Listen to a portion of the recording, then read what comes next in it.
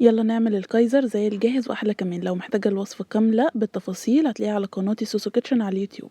يلا نسمي بسم الله ونبدا في المقادير. معايا نص كيلو من الدقيق، رشه ملح، معلقه كبيره من الخميره، نص معلقه من محسن الخبز، وهقلب كل المكونات دي كده مع بعضها. هنجهز بقى المكونات السايله. هحط 250 مللي من الميه، هحط عليهم معلقتين كبار من السكر وادوبهم كويس قوي.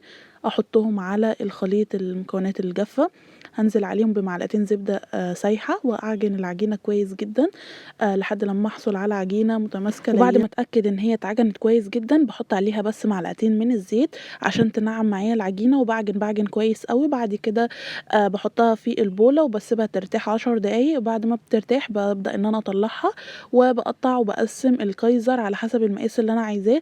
أنا قسمته كل قطعة حوالي من 45 ل 50 جرام. بعد كده بضغط عليها وبطلع منها اي هواء زياده، وببدا ان انا اكورها واحطها في الصاج مدهون بيه شويه من الزيت. وبعد كده بسيبها تخمر حوالي لحد ما تضاعف حجمها 3 او 4 مرات. بعد كده بكون مجهزه حليب مع قهوه سريعه الذوبان، وببدا ادهن بيه البرجر او الخبز البرجر. وبعد كده بيدخل فرن على درجه حراره 220، بياخد حوالي 10 دقايق وبيطلع. برش عليه سمسم بقى لو انتوا حابين.